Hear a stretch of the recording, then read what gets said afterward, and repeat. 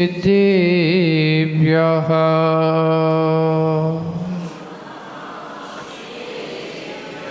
जय श्री ओम नमः सिद्धेभ्यः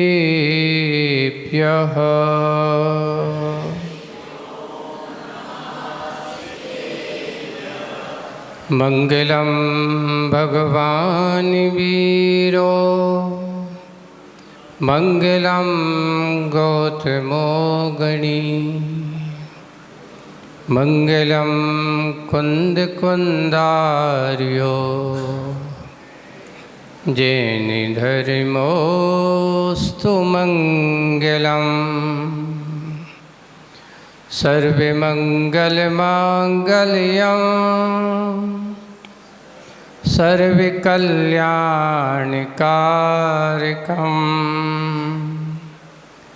प्रधानम सर्वधर्माणां जैनं जयतो शासनम वंदे विद्यासागरम।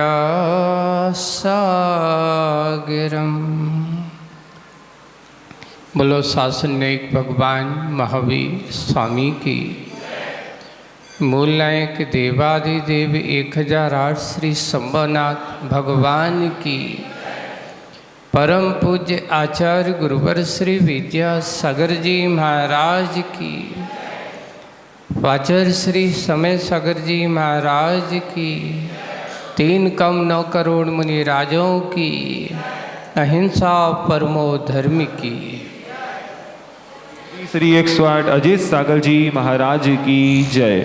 समस्त मुनि संघ की जय।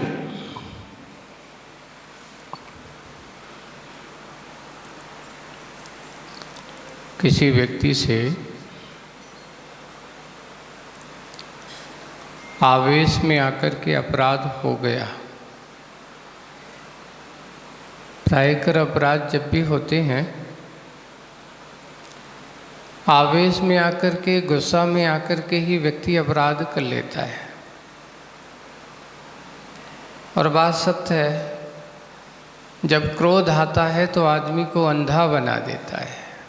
आंखें तो होती हैं, देखता है, सब कुछ करता है, लेकिन क्रोध आंखों से अंधा नहीं बनाता। क्रोध आदमी को अकल से अंधा बनाता है।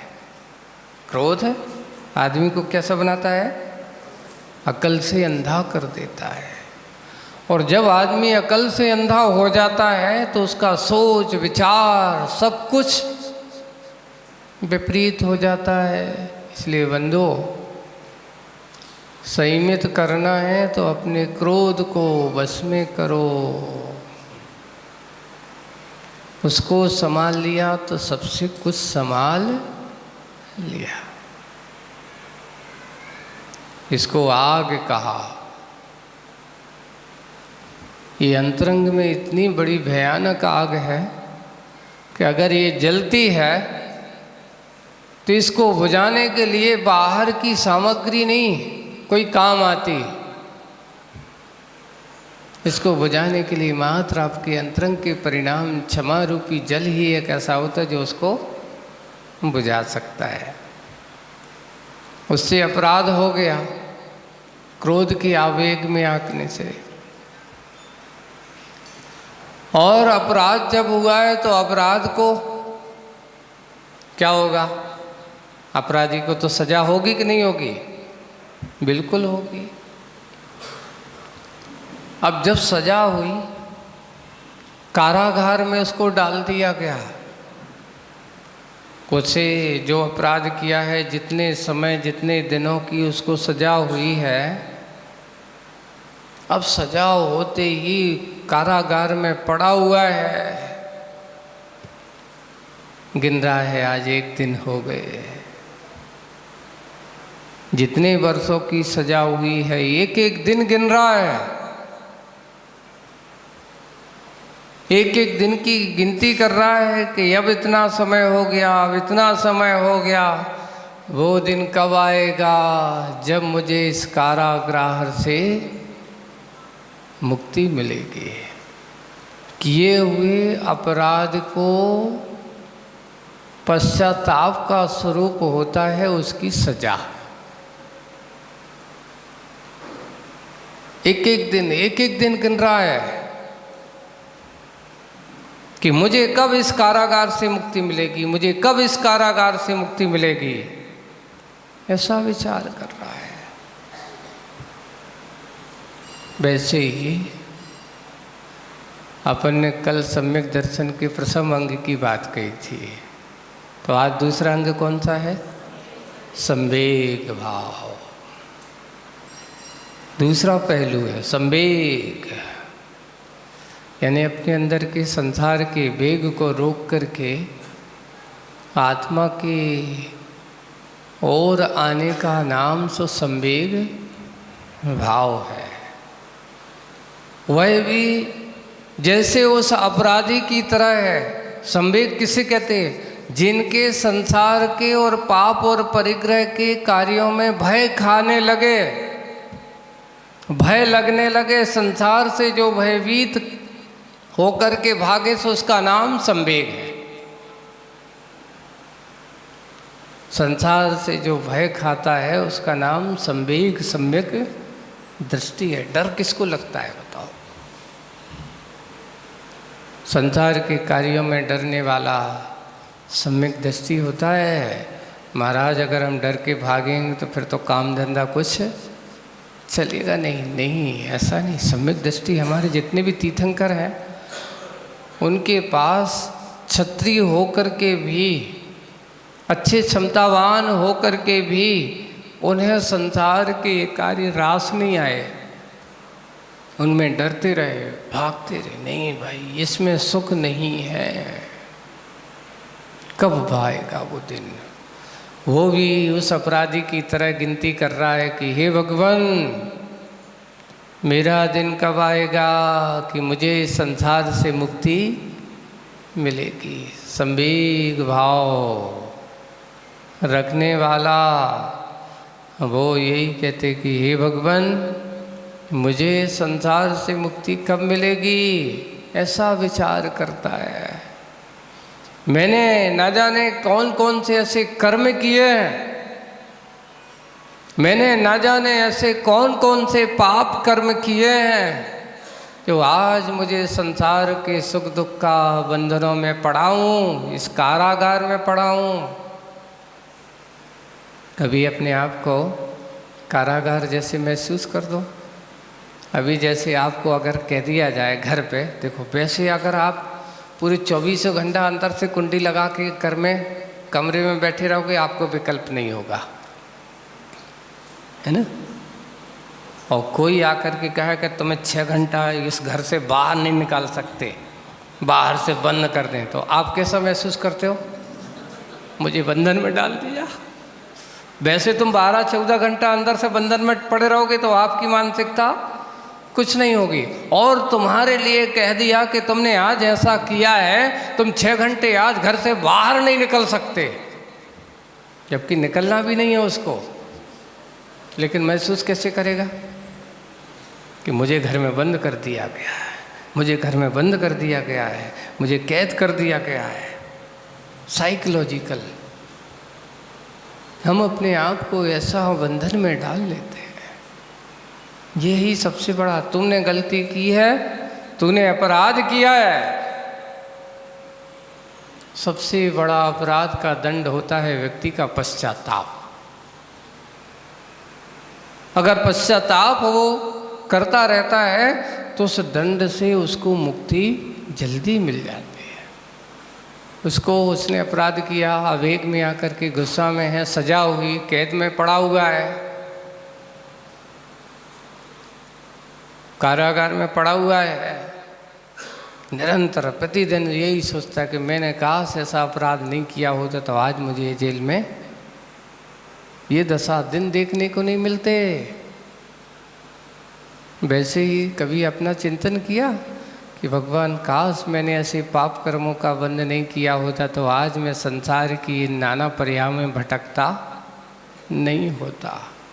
संवेग भाव यही होता है। चिंतन करना, संसार शरीर का चिंतन करना, जगत और काय के स्वरूप का चिंतन करना, ये सम्यक दृष्टि का दूसरा गुण है। डरो, पर किससे डरें? एक और बहुत अच्छी बात आती है, आज के आदमी को डर किससे लगता है? आज के आदमी को डर किससे लगता है बताओ? पाप से कि पुण्य से? महाराज हमें तो डर लगता था कहीं हम भगवान की पूजन करते समय कहीं गलती हो गई तो, कहीं भगवान हमारे कहीं पाप ना दे दें। तो भगवान यही देख रहे कि तुम क्या कौन सी पूजन कर रहे हो। अगर भगवान को यही देखना होता तो वे वीतरागी नहीं होते। हमारे वीतरागी भगवान कहते हैं कि अगर तुम अच्छे मन से अगर ध्यान करो, अगर तुम्हारा कुछ गलत भी हो रहा है पर श्रद्धान गलत नहीं होना चाहिए। अंजन चोर को नमो हरिहंताड़म याद नहीं हो रहा है, नमो सिद्धाड़म उसको याद नहीं हो रहा है। पंचम नमस्कार मंत्र उस बटुक ने बताया और उसने कहा कि तुम्हें विद्या चाहिए। वो बोलो, उसने भी कहा कि कुछ बात नहीं, अब तो कोई भी है मरना तो निश्चित है, क्योंकि पीछे कौन लगा हुआ है? पूरे सैनिक, राजा के सैनिक लगे हुए हैं और पकड़े गए तो वह फांसी पे तो चढ़ना निश्चित है, क्योंकि अपराध तो किया है। और इतना निश्चित, यहाँ उसने ये सोचा, बटुक जो डर रहा था, बार बार चढ़ उतर रहा था, कहीं वो विद्या सिद्ध नहीं हुई तो क्या होगा। नमो हरिहंतारम तो पढ़ रहा है, लेकिन मन में क्या लगा हुआ है? नीचे देखता है, ओ अस्त्र शस्त्र कितने सारे हैं, अगर गिरा तो मर जाऊंगा। संशय भरा पड़ा है, उसे श्रद्धा नहीं है। विद्या सिद्ध करने के भाव से वो गया है, चतुर्दशी की रात्रि है, शमशान में बैठा है, पेड़ के ऊपर विद्या सिद्ध कर रहा है। कौन सी विद्या सिद्ध कर रहा है? बोले कि चतुर्दशी की रात्रि में शमशान में जाकर के महामंत्र का जाप करते हुए और अस्त्र शस्त्र के ऊपर सीके बांध करके उसमें बैठो, बैठ करके एक बार नमो हरिहंताड़म का एक रस्सी काटो, काटते जाना। अगर तुम्हें पक्का भगवान के पंच परमेश्वर सिद्धन जैसे तुम्हारे सीके की सारी रस्सी कटेंगी, तुम्हारे लिए आकाशगामी विद्या क्या हो जाएगी? शुद्ध हो जाएगी। विद्या तो चाहिए थी, पर भय श्रद्धान उसके मन में नहीं था। अंजन चोर भागते भागते उसके पास पहुंच गया। क्या कर रहे हो? बोले आकाशगामी विद्या सिद्ध कर रहा हूँ। फिर कैसे होगी? बोले कि ऐसे हो। तो फिर क्या हो गया? बोले डर लग रहा है कहीं नहीं हुआ तो ये सारे के सारे ये अस्त्र शस्त्र जो नीचे लगे हुए अच्छे पहने सीधे जाकर के हमारे शरीर में भिज जाएंगे, वैसे ही मर जाएंगे। तो अंजन चोर कहता तो यहाँ मरूं चाहे वहाँ मरूं, एक काम करो तुम बताओ मंत्र कौन सा है। तो उसने मंत्र बता दिया। तो मंत्र बता तो दिया, किसने दिया था तुम्हें? बोले कि सेठ जी ने। जिन भक्त सेठ हैं हमारे, जिनेंद्र भक्त के ऊपर आस्था रखने वाले हैं, उन्होंने इस प्रकार की विद्याओं को सिद्ध कर किया है। वे हमेशा कृतम चैत्यालयों की वंदना करने जाते हैं।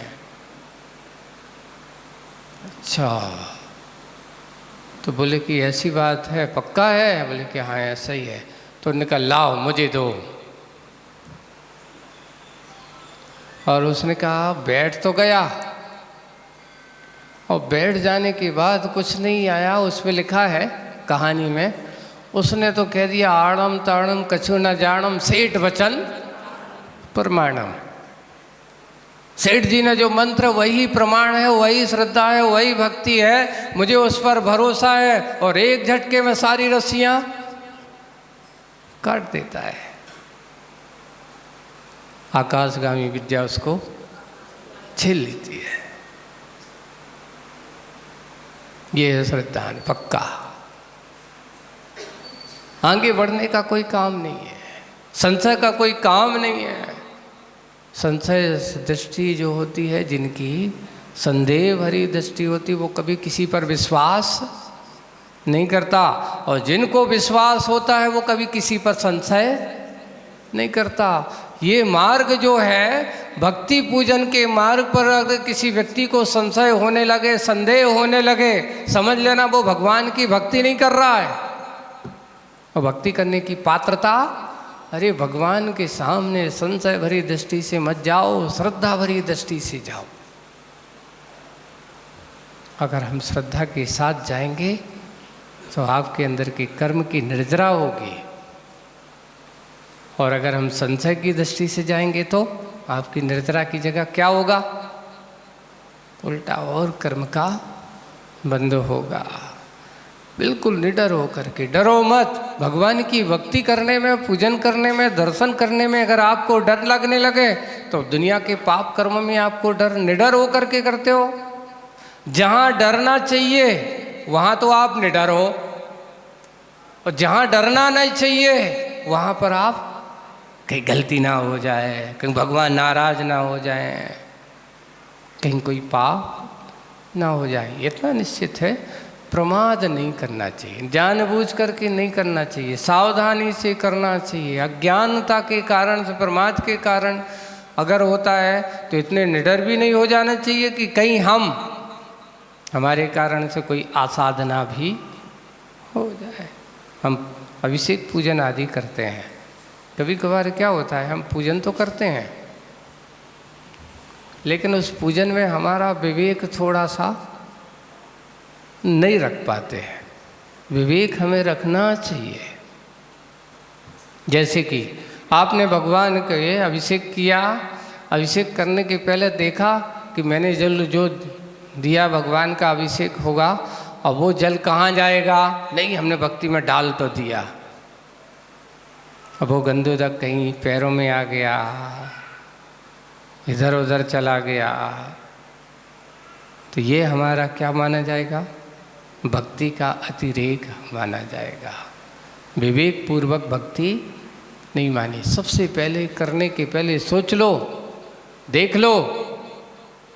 अगर हमने किया और करने के बाद भगवान के मस्तिष्क से निकला हुआ वहाँ से डाल करके वो गंदोदक, अब सामान जल नहीं है, पवित्र जल है। ऐसे परमात्मा के मस्तिष्क से निकला हुआ, उनके मस्तिष्क पर ढारा हुआ जल वो गंदोदक हो जाता है। ऐसे गंदोदक को पवित्र जल कहा, मस्तिष्क पर चढ़ाने के लिए कहा। लेकिन जिनको श्रद्धा नहीं हो तो अरे ऐसा चढ़ाने से क्या होता है, कल्याण होता है? नहीं बंधुओं, अगर आपके मन में उनके प्रति श्रद्धा है तो गंदोदक में भी परमात्मा नजर आएंगे, और श्रद्धा नहीं तो सामने साक्षात परमात्मा भी खड़े हों तभी तुम्हें परमात्मा नजर नहीं आएंगे। इसलिए पुण्य के कार्यों में, पुण्यात्मा के कार्य में सम्यक दृष्टि नहीं, वो तो हमेशा लगा रहता है। भगवान आप ही हो जो मुझे संसार की सागर से निकालने में कारण हो, नौका के समान हो। भक्ति रूपी नौका में बैठ कर के मैं इस संसार से पार होऊंगा, है ना। थकी नाव भव दधी में तुम प्रभु पार करे। हे भगवान, इस संसार सागर में भटकते भटकते मेरी नाव क्या हो गई है? अब थक गई है, और मैं थक चुका हूँ। अब तो भगवान आपका नाम का ही सहारा है, और आपका नाम लेते लेते मैं अपनी नाव को पार करूँगा, ये निश्चित है। इसलिए संवेग भाव रखो, यानी चेहरे पर गुस्से नहीं हो, ये तो प्रसम भाव हो गया। अंदर में परिणाम हृदय में कैसे होना चाहिए? भयभीत होना चाहिए कि ये संसार के कारणों में मैं इतना रच पच रहा हूँ, ये मुझे कहीं संसार बढ़ाने वाले तो नहीं है, संसार में ले जाने वाले तो नहीं है, कहीं मुझे जो आसक्ति रूप परिणाम हो रहा है, ये आसक्ति रूप परिणाम मुझे पाप के कार्य में डालने वाले तो नहीं है, कहीं ये परिग्रह की चीज़ों में जोड़ने लगा हूँ कि ये परिग्रह के जोड़ते जोड़ते मैं इस संसार को सुख का कारण जोड़ रहा हूँ कि दुख के कारणों को जोड़ रहा हूँ, ऐसा सोचता है। एक दूसरा विचार करना एक चिंतन का विषय है। एक ही समय, जैसे अभी कहा गया 21 तारीख है ना, गुरु पूर्णिमा का महामहोत्सव का दिन है। गुरु महाराज का संयोग इंद्रभूति को हुआ था उस दिन, इसलिए अपन गुरु पूर्णिमा मनाते। जैन दर्शन में गुरु पूर्णिमा क्यों मनाते? कि आज साक्षात भगवान महावीर स्वामी को केवल ज्ञान हो जाने के बाद भी उसकी उनकी दिव्य ध्वनि को सुनने वाला है, उनके समझने वाला कोई पात्र वहाँ पर नहीं था। इंद्र ने केवल ज्ञान के माध्यम से जाना कि कहाँ है ऐसा पात्र है, और वो पात्र तो था, पर उस समय उसकी पात्रता कहीं और दूसरी जगह पर लगी हुई थी। जाकर के वेश बदल करके उनके पास गया, उसने कुछ जिज्ञासाएं पूछी, द्रव्य कितने होते हैं, अस्तिकाय कितने होते हैं, है ना, आधी आधी। तो वो कहते ये होते क्या हैं, क्योंकि वहाँ उसने कहाँ है, किसने बताया ये? बोले कि मेरे जगत गुरु ने बताया, मेरे गुरु ने बताया। तो वो भी थोड़े से अहंकार में, तेरे गुरु इतने बड़े, मुझसे बड़ा और कौन हो सकता है, चलो मैं तेरे गुरु से बात। भाई वही तो चाहते थे, आप मेरे गुरु के पास आओ तो, और हम देख लेंगे, हम क्या, तुम्हारा परिणाम अपने आप हो जाएगा। और आते ही साष्टांग हो जाते हैं। मान से भरा हुआ व्यक्ति भगवान के चरणों में आता है तो मानस्तंभ को देखते ही उसका मान गलित हो जाती, इसलिए इसको मानस्तंभ कहा। मानस्तंभ शब्द क्यों कहा? जहाँ व्यक्ति का, जिसे देख करके व्यक्ति का मान स्तंभित हो जाए तो उसका नाम मानस्तंभ है। समुद्र में चारों दिशाओं में 4-4 मानस्तंभ होते हैं, एक नहीं होता। कितने होते हैं? चारों दिशाओं में 4 द्वार होते हैं, और 4 द्वारों के सामने एक एक मानस्तंभ होता है। और ऐसे मानस्तंभ को देख करके इंद्रभूति और उनके सारे शिष्य गणों का मान स्तंभित हो गया। तना हुआ अहंकार में आ रहा था, लेकिन मानस्तंभ को देखते ही अहंकार दूर हो गया। इतने बड़े गुरु है, वहाँ पर जाए और जाकर के बैठ गया। पूछा नहीं कि मैं कौन हूँ, तुम कौन हो। वहाँ देखते ही उसको सारा समाधान हो गया। और एक और बात है, तीर्थंकर कभी दीक्षा देते नहीं। तीर्थंकर कभी किसी को दीक्षा देते नहीं, लेकिन तीर्थंकर की साक्षी में हजारों लोग दीक्षा लेते हैं। महाराज पर ऐसा वो परंपरा है, जैसे साक्षात तीर्थंकर के समय में वैसे आज होना चाहिए, नहीं, आज वो व्यवस्था नहीं हो सकती। क्यों? क्योंकि तीर्थंकर के काल में इस प्रकार की व्यवस्था होती है। उनके अभाव में अगर होता है तो ऐसा काम नहीं किया जा सकता, क्योंकि आज तीर्थंकर की सन्निधि में रहती तो मार्गदर्शन की दिव्य वाणी सुन करके मिल जाता है, लेकिन आज साक्षात तीर्थंकर नहीं है। इसलिए बिना गुरु के मार्ग पर चलना भटकना है। इसलिए गुरु के बिना मार्ग पर चला नहीं जा सकता। इसलिए आज गुरु की परम आवश्यकता है। गुरु नहीं तो जीवन शुरू नहीं वाली बात है। और इंद्रभूति को गुरु मिल गए, है ना। गुरु मिल जाने के बाद मुनि दीक्षा ले लेते हैं और बस जैसे ही गुरु पात्र की गवेषणा पूरी हुई नहीं, दूसरे दिन से भगवान की वाणी खिरना प्रारंभ हो जाती, इसलिए उसको वीर शासन जयंती बोलते हैं। जैनेंद्र भगवान की वाणी को सुनने का अवसर, समझने का अवसर हमें मिला। अब आप लोगों को ये कहना चाहूँगा कि मान लो 21 तारीख को ही गुरु पूर्णिमा है ना, और 21 तारीख को ही अगर कहीं से खबर आ जाए कि अपने बिटिया की और बेटा की सगाई होना है, अब शादी को सीजन तो गया, फिर तुम क्या करोगे बताओ? अच्छे से बोलना, ऊपर ऊपर मत बोलना। तुम कहाँ भागोगे? गुरु पूर्णिमा मनाओगे कि सगाई में जाओगे? सगाई जरूरी है महाराज जी, झूठी मत बोलना। तुम लोग जैसे बदमाश आदमी दुनिया में और कोई है ही नहीं है।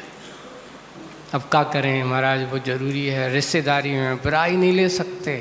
यानी पाप के कार्य में आदमी बहुत जल्दी भागता है, पुण्य के कार्य में उतने जल्दी बुला बुला के परेशान हो जाएंगे। और अगर एक फोन आ जाए, यहाँ 10 फोन करने के बाद भी सोचेगा हम सोच रहे हैं, ये कर रहे हैं। और अगर पता चले दूर को भी रिश्तेदार हो, सगाई होना है, अगर तुम नहीं आए तो ठीक नहीं होगा, इतना कह देगा, तो आप उसमें भाग जाओगे, गुरु पूर्णिमा को छोड़ दोगे। समझ लेना अभी मेरा संसार बढ़ रहा है, अभी तुम संवेग दृष्टि नहीं हो, संवेग भाव तुम्हारे पास नहीं है।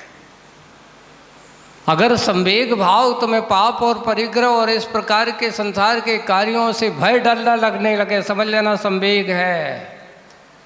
सम्यक दर्शन की भूमिका तैयार हो रही है। और अगर इसको छोड़ करके तुम कहाँ भाग रहे हो? सगाई की ओर जा रहे हो, रिश्तेदार की ओर जा रहे हो, तो अभी तुम्हारी रुचि काय में है? संसार से डर नहीं है, संसार में बड़े निडर होकर के जीवन जी रहे हो। अभी कुछ दिन की बात है, एक दिन की प्रसंग है कि एक व्यक्ति आया, नहीं एक व्यक्ति नहीं, समाज, एक जगह की समाज, बता नहीं रहा हूँ मैं कहाँ की है।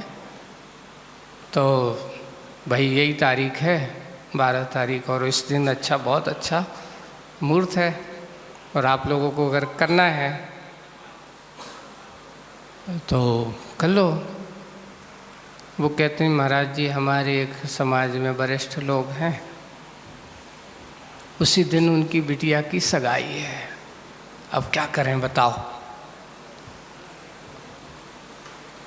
जाना जरूरी है। तो मैंने कहा मंदिर का शिलान्यास करना जरूरी है कि सगाई जरूरी है? तो उन्होंने कहा नहीं महाराज जी वो ज़रूरी है क्योंकि बहुत सारे लोग। मैंने कहा वो तो आज पौन घंटे की बात है, अगर करना है तो ये भी कर सकते हो और वो भी हो सकती है, वो तुम्हारी। अब वो फिर ये एक साथ दो ही काम नहीं हो सकते। बात तो सही है। रुचि। और फिर वो प्रदीप भैया कहते महाराज इतने बागड़ के लोगों की शादी बड़ी विचित्र शादी होती, बहुत बड़ी विचित्र शादी होती है आपकी। शादी, सगाई है, शादी है, ये लोग जितने उसमें रुचि लेते हैं उतने तुम्हारे पास आने में रुचि नहीं लेंगे। पर बंधु ये ध्यान रखना, संवेग भाव को धारण करने वाला सम्यक दृष्टि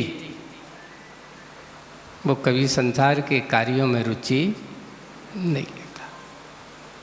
अगर हमारे मन में ये भाव आने लगे, ऐसा होने लगे कि देखो मैं भगवान की पूजा छोड़ के जा रहा हूँ, विधान छोड़ करके जा रहा हूँ, इस प्रकार के ऐसे महोत्सव को छोड़ के जा रहा हूँ, कहीं ना कहीं मेरे अंदर अभी पाप के प्रति प्रेम ज़्यादा है, पुण्य के प्रति प्रेम। जिनके पुण्य के प्रति प्रेम होता है वो संसार के विषय कसायों में आकर्षित नहीं होता। रिश्ता, अगर ये बताओ, अगर आप उसकी सगाई में नहीं गए तो आपके नहीं पहुंचने में क्या उसने सगाई तोड़ी? अब क्या करें, तुम नहीं आए तो कहा हम बैठिया को संबंध तोड़ दे कहा। क्या तुम नहीं गए तो उसकी शादी रुकी? नहीं रुकी, शादी तो होगी भाई। अब तो फिर जब वो तुम्हारे लिए इतना महत्व नहीं दे रहा है, तुम्हारे बिना शादी नहीं हो रही है, तो बात एक अलग थी। लेकिन वो कहता शादी तुम आओ या ना आओ तो शादी तो उसमें कह देते भैया ठीक है तो मैं 1-2 दिन बाद तुम्हें बधाई देने आ जाऊंगा। नहीं नहीं, अभी तो जाना जरूरी है। तो क्या है, अभी हमारे अंदर संसार के कार्यों में भय उत्पन्न नहीं हो। सम्यक दृष्टि का लक्षण दूसरा संवेग भाव, इसलिए कहा गया। ऐसे संवेग भाव का ये अपने अंदर अगर है तो हम संसार के कार्यों से ऊपर उठ सकते हैं। सम्यक दृष्टि के लक्षणों की बात कर रहे हैं कि कल अपन ने बताया था कि कैसा होता है, उसके अंदर विचार कैसे होते हैं। तो ऐसे विचार होते हैं। तो गुरु पूर्णिमा के दिन अगर ऐसा हुआ तो कहाँ जाओगे? हमारा तलवाड़ा के बाहर तो नहीं जाएंगे। अगर सम्यक दृष्टि के प्रति तुम्हारे भाव हैं, है ना, तो अब सोच लेना, विचार कर लेना।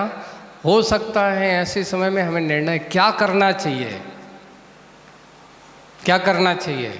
लेकिन इतना निश्चित है कि जब भी अगर हम ऐसे अनुष्ठान करके, और एक और बात होती, कभी भी पाप के कार्यों में व्यक्ति अकेला नहीं जाता, साथ में एक या 2 को और संगे लेके जाता। अरे नहीं जाओगे तो कैसा करेंगे, अब हो रहा कि हम तो जा ही रहे हैं तो जा ही रहे हैं, एक काम करो तुम्हारे भी तो रिश्ता, तुम नहीं चल रहे हैं। वो कहे नहीं मैं तो गुरु पूर्णिमा मनाऊंगा, मैं नहीं जाऊंगा। तुम तो ये गड़बड़ मत करना, नहीं तो वो क्या सोचेगा, और इतना बकरा देगा वो, उसको बिल्ला करके समझो कि वो भी आखिर वो छोड़ छाड़ करके ओके संगे चले जाएगा। इसलिए पाप में किसी के साथी मत बनो, बनना है तो पुण्य में साथी। जो पुण्य में साथी होता तो उसका साथ हमेशा रहता है। पाप के समय के साथी कोई तुम्हारा साथ नहीं देता। अरे यहाँ तक कि तुम्हारा शरीर भी साथ नहीं देता तो बाहर वाला साथ क्या देगा?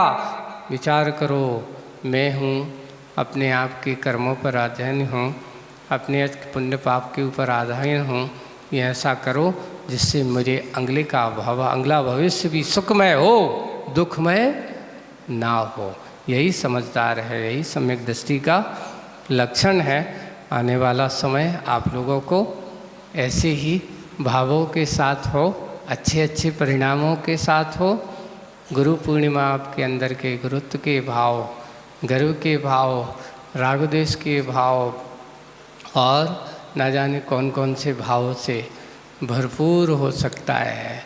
इसे अभी से मानस और मन बनाते हुए ये मत सोच लेना।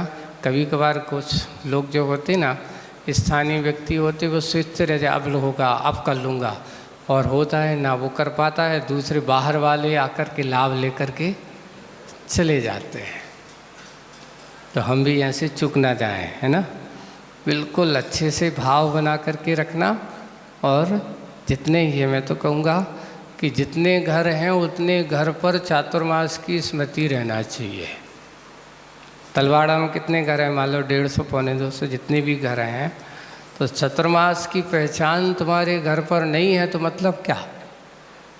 इसलिए अभी से विचार, आप लोगों की सुविधाएं बना रहे हैं, विचार की जा रही है, उसके बारे में भी चिंतन चल रहा है। पर बताऊंगा कब? समय पे बताऊंगा। एकदम सारी चीज़ें सीक्रेट नहीं बतानी चाहिए, नहीं तो आदमी लोगों को अरे ऐसा होगा वैसा होगा। कुछ बातों को तात्कालिक उसी दिन आप लोगों को ओपन किया जाएगा, पहले से सारी चीज़ें नहीं बताएंगे। बोलिए परम पूज्य आचार्य गुरुवर श्री विद्यासागर। जा वाणी के ज्ञान ते सुजय लोकालो, सो वाणी मत्सक नमो सदा दे थोड़ो। हे जिनवाणी भारती तो जपो दिन रैन, जो तेरी शरणांग है सो पावे सुख चैन।